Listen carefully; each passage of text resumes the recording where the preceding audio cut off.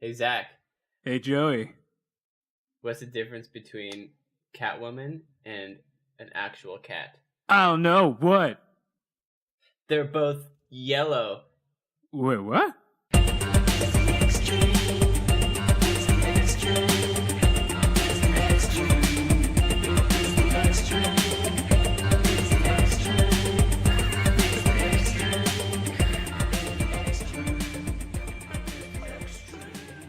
Welcome back to another episode of Extreme. My name is Zach, My name is Joey. and this is a podcast where we dig deep on your favorite video games. Yes! And we're still digging into Spyro. Spyro. Wait a minute. Nope, that's the wrong one. That's a place in Italy, I think. I'm probably is it? wrong about that. It's a Pokemon. Is it oh, you're right. It's Spyro. Does it use its gust attack? Damn it, that's a Pidgey thing. Fuck, I'm 0 for 2 today. Anyway, I gotta redeem myself. What did we do last week? We did World 3. Yes, fantastic. We're nailing it. We did World 3, which was the Magic Crafter world. Magic Crafter. Now we're on to Beast Makers. We're on to Beast Makers, which World 4. definitely was a toy brand. That's a thing, right? That was a toy brand. Was it? It has to have been. It sounds so 90s. It's like, can you just imagine the commercial? It's like, Peacemakers! It's like, Yeah. Robots in disguise. I may just be getting, like, that, like, Crossfire Games theme song stuck in my head again. Because I can never get it out after 20 years of hearing it. It's stuck in my head forever. That's how good it was. I will be caught up in the Crossfire. If anybody has Crossfire and played it as a kid, you are so cool! Why didn't you invite me to your house? What? What? What? Exactly. Let's talk about the Beastmakers world. Okay. After an musical interlude. Alright.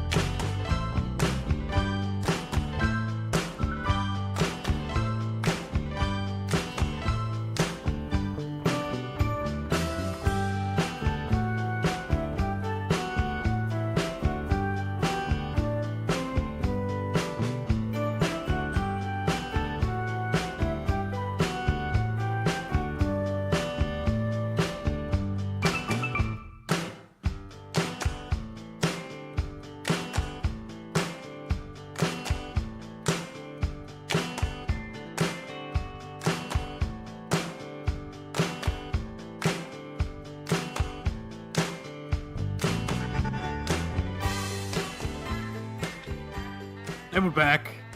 Maybe. Yeah. I don't know. We're Still back. thinking about it. Yeah, we're back. So let's talk a little bit about Beastmakers world. The hub world first. Okay. So there's a big change in the environmental layout here. Mm-hmm. First off, tons of fodder. Yep. You remember the fodder, just the random shit that you kill, you get energy back?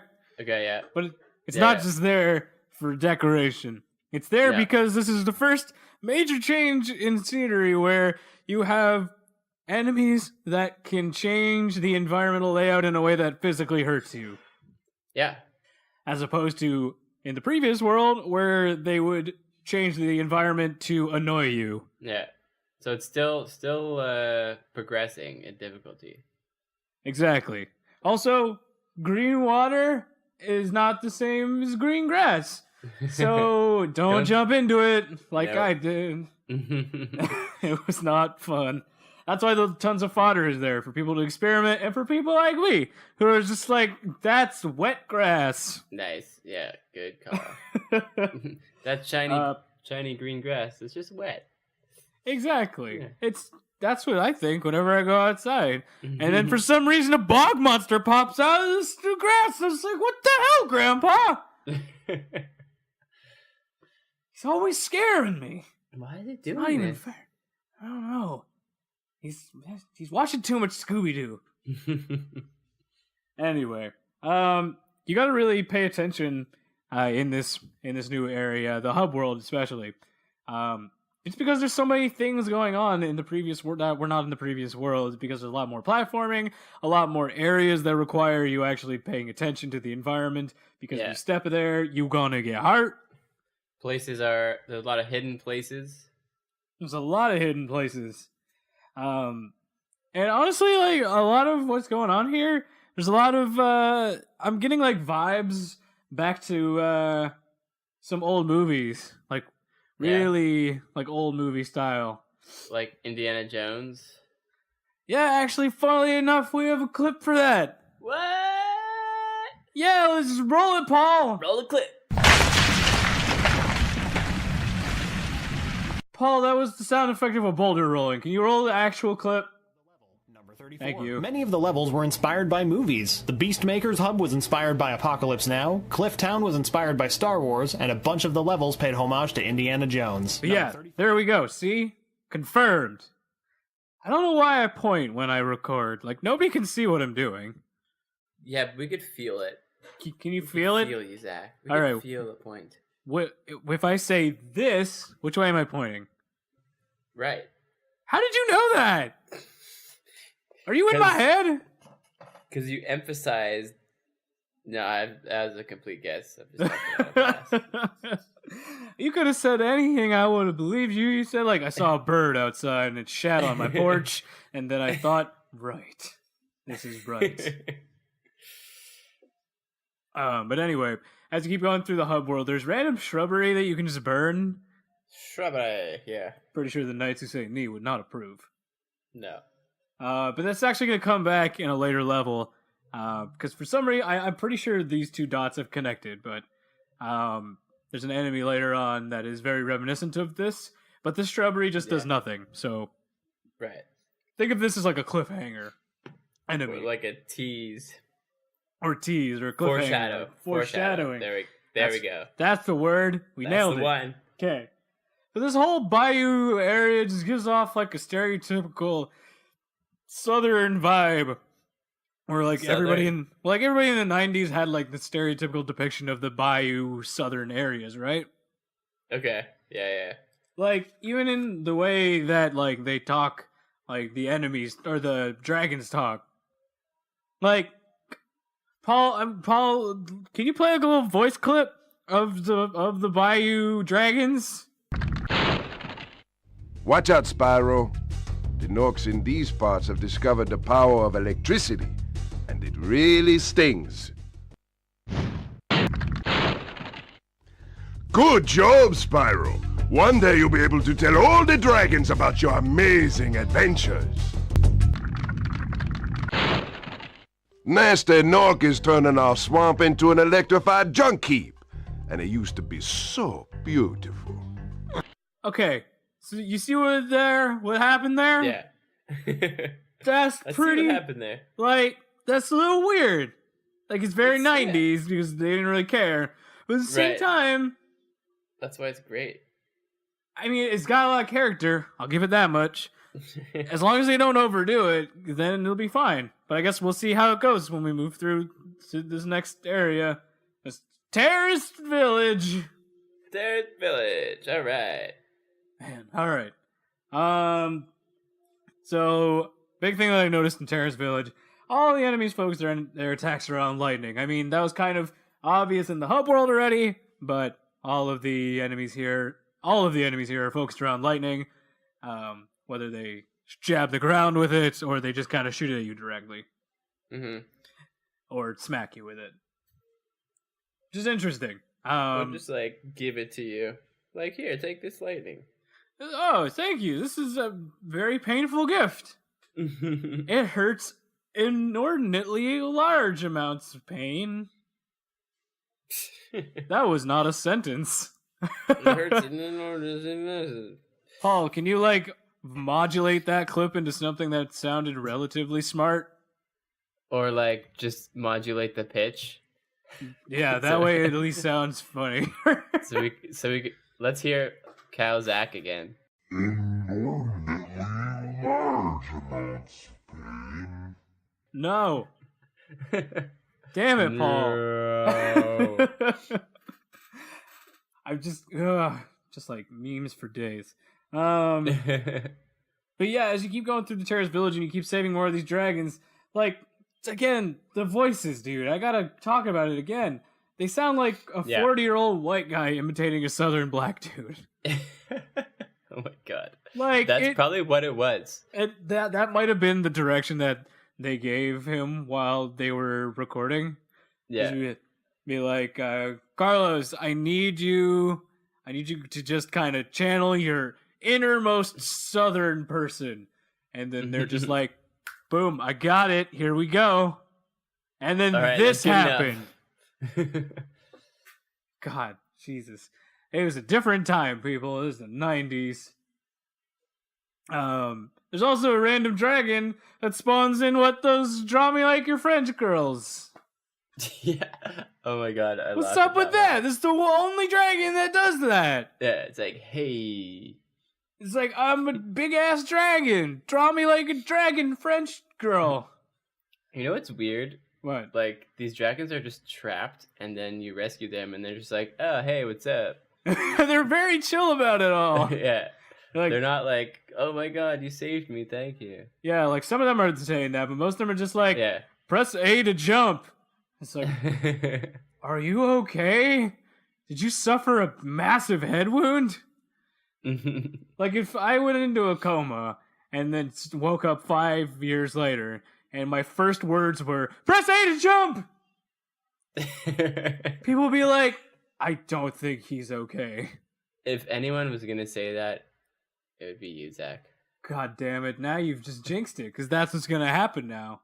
When I've gotten old and senile, I'm gonna be spouting off game tutorials for non-existent games. Hey, at least you're gonna wake up. Fair point. That's a fair point. You know what? Bright side. I like it. But as for actual like game mechanics in this area, we've already talked about them all. Yeah, same game mechanics. It's all about the different, big. What? I was gonna say the big thing in the entire area that's kind of just a theme throughout this world is just that the enemy's manipulation of the terrain in a more hostile way as opposed to a annoyancy kind of way. Right. So that basically way, the only difference. Exactly, but it's a less logical stepping point from what they were doing because it actually adds more difficulty to it, and it's kind of in the same vein as like, here's where we're going. Yeah, it's like a fun little challenge. Exactly. And oh my god, I forgot I need to do an internet backstory. Internet backstory. I just I'm gonna do it right before we get started because I'm doing internet backstory up front of the next stage, Misty Bog. Misty Bog, I said. Thank you. Just one couple things I wanted to call out here. A less intense version of the audio soundtrack for this world is used as the closing credits of all games in the original Spyro trilogy. So there you go. Oh, that is good trivia. Yeah, and interestingly enough, when releasing the dragons in this world, the background music for the cutscene is from a completely different world. Yeah, what's the deal with that? I don't know, but the music was from the Ice Cavern area, which was way back. We missed that a while ago. Maybe like they just really liked that tune, so they're like, okay, let's put it here also. Exactly, and that's a really quick internet backstory. Internet backstory. Nice. I'm gonna have another one in maybe like 3 minutes, so hold on to your horses. I haven't done this for so long, I've been pent up. I have to let it all out now. Yeah, let them all out. Just do it. Okay, but before that, let's talk a little bit about Misty Bog. Okay. So there's a random. Okay, immediately as you're starting this level, there is a random enemy with sunglasses holding a chicken hostage in behind a ridge. What is this? Earthworm Jim? It might be. Where's the cow? Do we release the cow? No, do we launch the cow?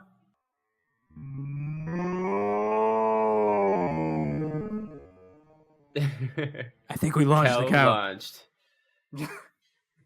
Paul, why did you put the sound effect of me saying no? That was just mean.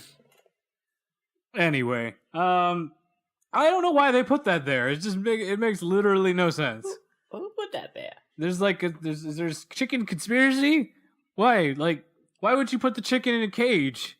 I mean, Why not? Well, for aside from the obvious reasons of maybe you're gonna eat the chicken. Eat it. Yeah, we're gonna eat the chicken. But like, why do you have a guard around the chicken? Because it's a very good chicken. Why are you guarding this one single chicken? Is it a special chicken? Why there are tons of other chickens that are free roaming. Maybe it is a special chicken. I don't even know. It might be. Maybe it's like a super chicken. Does anyone know? I'm hungry for chicken. I kind of am too. Can we take a quick musical break and think about chicken some more? All right. I'm hungry.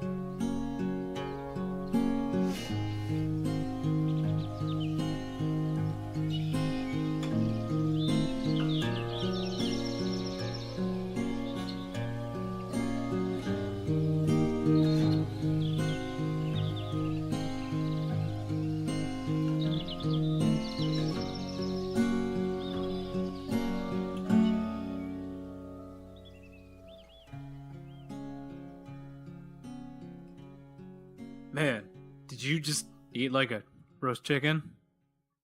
I had a bite. It was Okay. delish. I may have eaten an entire roast chicken and now I feel bad. How do you eat an entire roast chicken in 20 seconds? I don't want to talk about it. But before I pass out, let's keep talking about Misty Bog. Yes.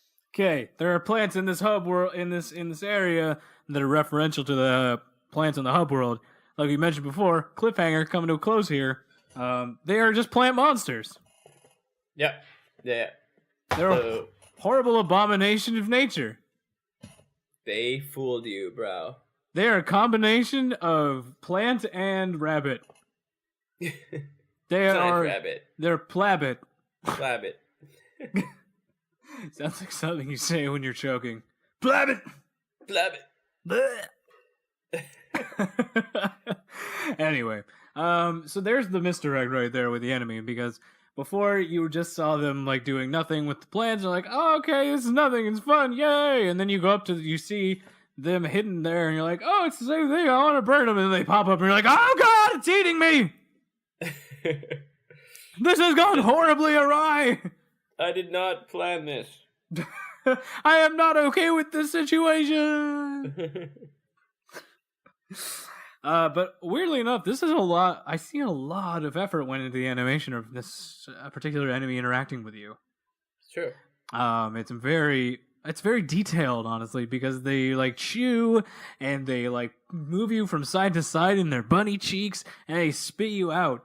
The other ones just like smack you with a club and laugh at you or pull their pants down at you, which is still good.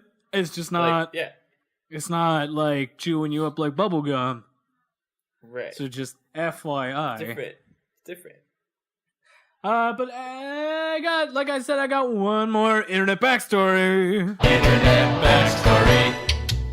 Yes. All right, and you want to hear it? This is from strategy guide describing Misty Bug. I'm going to read verbatim in my reading voice. My favorite. Misty Bog looks like a nice place to visit, considering its swamp water is a bit blurrier than the Beastmaker's homeworld was. But think again! This place is a battlefield. The Beastmaker dragon Roscoe can testify to that. There are dragon-eating plants, crazy giant boars, and attack frogs. They're cold-blood killers, Roscoe proclaims. The bog itself is made up of patches of solid earth with gray-green grass. Let me try that again. Gray-green grass. And mostly gigantic trees that have been chopped down to allow passage over their flat trunks.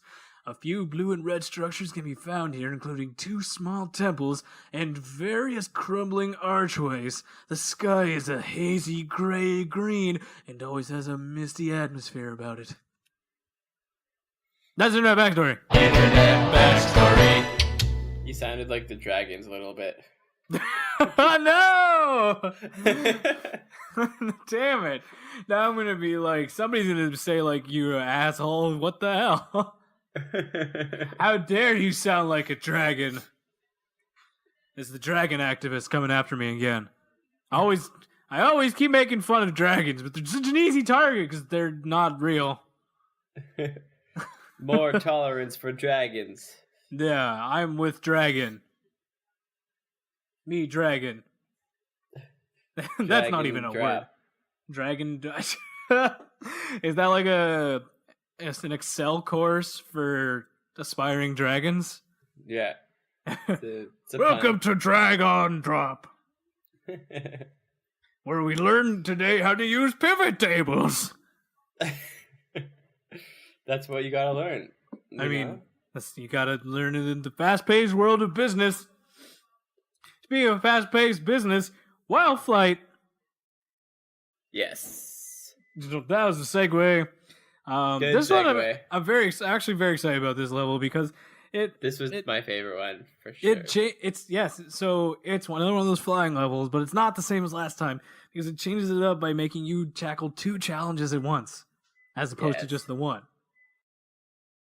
which is like super good. Because before it was just you go through one and then you're done. You go through the next one and then you're done. And you go on to the next one. No, this one, you are just going to it. You got to make sure you coordinate this well enough that you're doing 1, 2, 1, 2, 1, 2. And you you're moving forward. There's no stopping. If you stop, you fall into the water and you're dead. But no, this one, you did. Yeah, you did. And then so this one, it makes the difficulty level naturally increase by just doing such a simple thing of making the objective twofold with the same time limit. Yeah, it's like twice as hard. Exactly. But yeah, I really like this stage. What do you think? Yeah, it's really fun. It'd be cool if you could like go back and like just play them over and over again, you know? How do you mean? Just like try to beat your record and stuff. I think you can. Can you not? Oh yeah. Okay. Cool. Yeah, I'm pretty sure you can. Yeah. I'm not gonna do it because I don't have time for that, but Nah. I'm pretty sure you can still do it. Yeah. On another time. Yeah, at another time. Yeah. Well, I mean, though, that's the weird thing about like video games nowadays. Like, I've noticed that there's so many more good video games that come out. Yeah. That I don't feel the need to revisit a lot of games that I beat anymore. Yeah. Like, once I'm done with it, I'm done with it. Yeah, agreed. Like, in the back of the day, though, I would play a game to death. Yeah. It would be like, I still play some of those old games if I really want to. Like, if it's really left that much of a mark on me, like, Mega Man X! But yeah, just an interesting little change there. But that's completely different side tangents. Should we talk about the next level? What?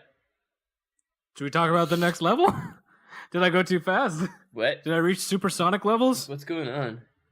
Everybody supersonic. Yeah, let's do it. No, let's I'm do gonna it. get copyrighted. On the treetops, simple level. Yeah. I only wrote down one thing, and it's probably if you played this game again and you played this level again, you're probably thinking the same thing too. Right. Are these enemies super racist? Because the answer is yes, they are. Oh shit! Like, they depict like Native Americans, or I don't know what they were going for, as like Neanderthal and like weird, like giant monkey-ish kind of people, like on fours and like throwing bananas or whatever or fruits at you. It's weird as fuck. There's gameplay behind this level, but again, we've talked about it all, and this is the most jarring thing I've ever seen. Not just the enemies, the whole like level design.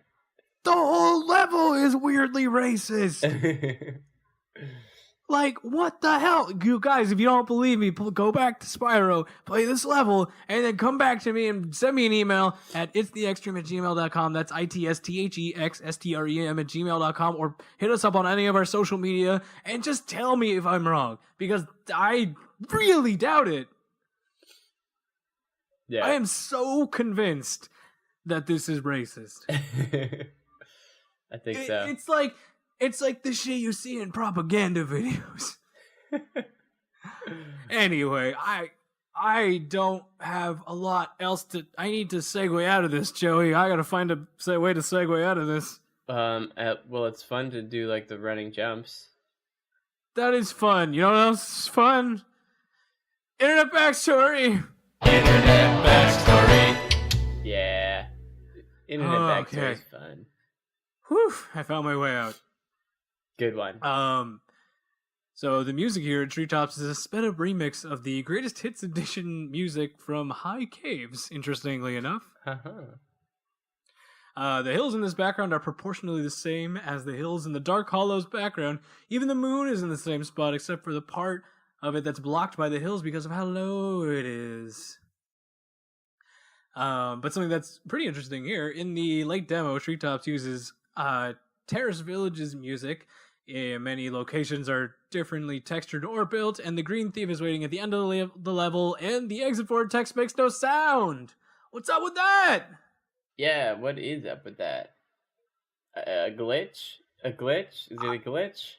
It's a glitch. It's probably a glitch. Probably a glitch. It's probably a glitch. It's a glitch. It's a glitch. It's a jackal. If it wasn't a glitch the first time, it wouldn't be a glitch the 50th time. It's funny. But also there's one little thing in the Spyro Reignited trilogy. The sky above it appears to be lit by a constant aurora. Sorry. This was a change from the original Spyro, in which it appears to be just misty clouds. It is unknown if this was in the original intention or just a limitation of the 90s, but the aurora seems to indicate that the treetops, and by extension Beastmakers and other levels, are located near either the North or South Pole. Cool. And that's it for Internet Backstory! Internet Backstory! Sweet. Oh my goodness! I needed to jump out of that level as fast as humanly possible. Yeah, running Right. jump out of it. Fuck. I am. I see what you did there. But before we finish up with all these beautiful puns, let's talk about Metalhead. Yes. Wait, wrong Metalhead. Maybe. It could be about the same thing. Just a few things I want to talk about here. This is the first boss to be taken down indirectly. Yeah, I know, so like anticlimactic, I found. I know it was. The other ones you like bash into it with your head or Yeah. breathe fire on it. This is when you knock over some poles and it's like Yeah. it just falls apart. He And these Mega Man shoots the robots to death. He may as well not have even been there. It's just like, what are you even doing here? Yeah. What are we even doing? They made this whole animation of this character. You don't even get to breathe fire on him. I know, because the chrome plating is heavy with this one, so you can't even do it. That was a quote. There we go. Speaking of quotes, this is not related to anything that we've just been talking about it, but I don't know where else to put it, so Paul, put the quote. Did you know them at the time, or did you? No, Al Hastings had gone to the same college I did, but he was 5 years behind me. But a friend of my mother's actually back in Virginia, knew his mother. She was bragging to her friends that I had started this big video game company, when in reality it was me in a room with a dev kit. And one of her friends said, "Oh, my son has a roommate in college who he says is the most brilliant programmer he's ever met." And so I ended up calling Al and asked if he was interested in coming out and joining a video game company. He said, So it "Yeah, was arranged by that'd be your cool." parents. Yeah, it was actually. If it wasn't for Like my a mom, traditional marriage. yes, and we hit it off And it worked immediately. off. It worked out. It worked out, and he's still rocking it. That's crazy. And we actually, and after Thanks, we had, Mom. yeah, actually, I owe a lot to my mom and my uncle for getting me out to California. But isn't that really interesting? I didn't know where to quite put that, but I mean, we're running low on video clips today, Yeah, so why not? just throw it felt in like putting there. it in there. Yeah. Isn't it interesting? Yeah. It's amazing how sometimes just fate kind of collides like that to make a great game like this. Yeah. Thank God for moms. Thank God for moms. Go give your mom a hug. I know I didn't. Fuck Because she's that. in a different area, physically and mentally. Oh. No, just physically. I'm just kidding. Anyway, let's end on that high note before we get into the next world. The Dreamweavers. Paul, put in like a sound effect that's appropriate for the Dreamweavers. The Dreamweavers. Yeah, so we're gonna talk about the Dreamweavers next time. But until then, let's go out on our normal Thing. stuff. Thank Yeah. you again Thanks. so much for Thank you. listening. Thanks, guys. Can you do the outro while I take a sip of water? All right. Take a look at our shit, bro. And sis. Google us. It's the Extreme. ITSSTREAM. Also, there's a the in there. There is the in there. That is the thing. You'll find our Facebook. You'll find our Instagram and Twitter and Twitch and our website, which is awesome. Zach made it. We have bios on there. Yeah, check it out. I mean, see our I need pictures. to. Yeah, you can see what we look like, except for Paul because he is a non-existent blob. That's what he looks like. Yeah, he is an amorphous shape. Changes every time I see him. It's unnerving, but at the same time, just extraordinarily fun to watch. Well, thank you guys again so much for listening. If you want to reach out, we love to hear from you. Otherwise, just keep on listening because we love you. And hugs, platonically. Hugs, platonic hugs, and one platonic kiss on the cheek. And one on the cheek. It's French. We're not Yeah. European, but whatever. Yeah. But if you Well, are, like, that's cool. You do you. Also, don't forget to write it down. Don't forget!